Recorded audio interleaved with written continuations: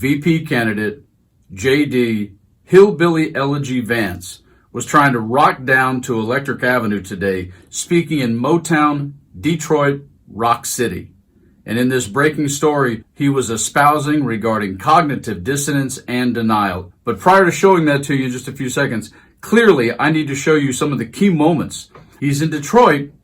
The standard BS with regards to cars, auto manufacturing, U.S. manufacturing, and as I like to say, the standard China lie.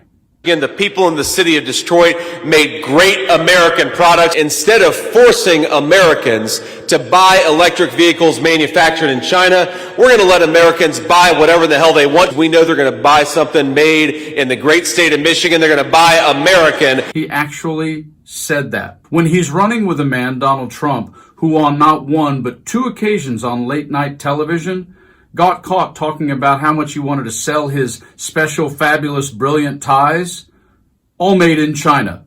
That guy.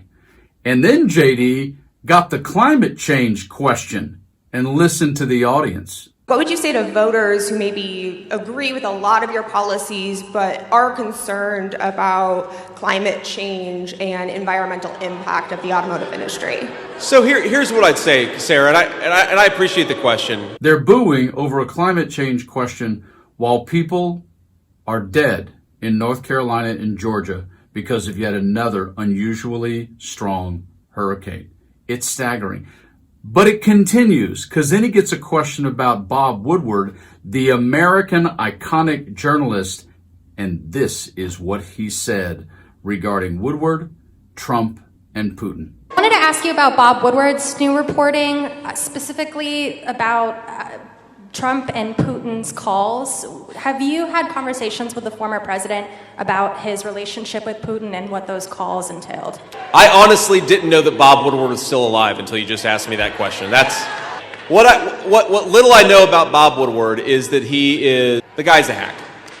So have I talked to Donald Trump about his calls with Vladimir Putin? No. I've never had that conversation with Donald Trump in my life. I mean, in this breaking story, wait till I get the finale, folks, coming up in a few seconds, but you're calling Bob Woodward a hack? All the president's men, uncovering Watergate and Nixon, and yet at the same time, in current moment, you're the VP candidate, but you've never had a conversation with your running mate about his relationship with Putin, one of our two biggest adversaries in the world, and you call yourself an actual candidate.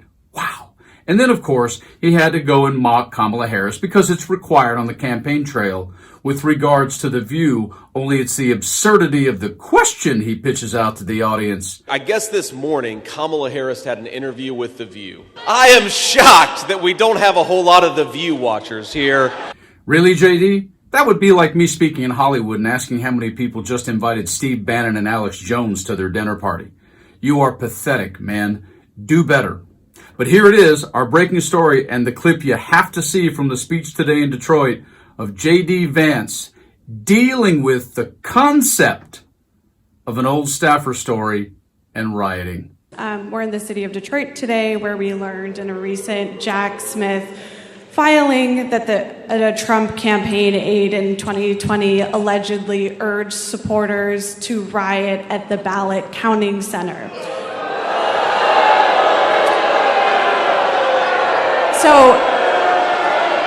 I want to make sure that the senator can hear my question, which is, would you discourage the campaign from engaging in that behavior and from Trump supporters engaging in a chaotic scene? So let me answer that question a few different ways. So first of all, of course we discourage rioting. We do not riot. Nobody in this room and nobody in this movement is going to riot.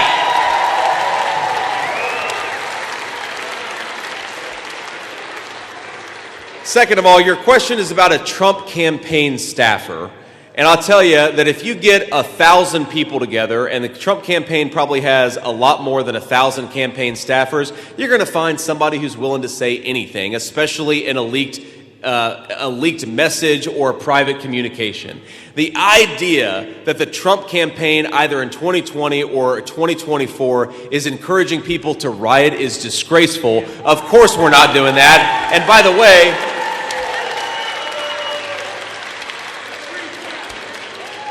by the way, these fine people are law-abiding citizens who work and pay their taxes. They're not going to riot no matter what anybody says. Did he actually just say that? Did he actually just push back and try and tell us we don't riot?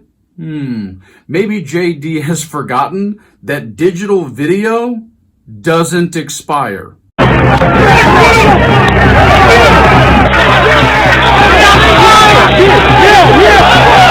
Multiple capital injuries! Multiple capital injuries!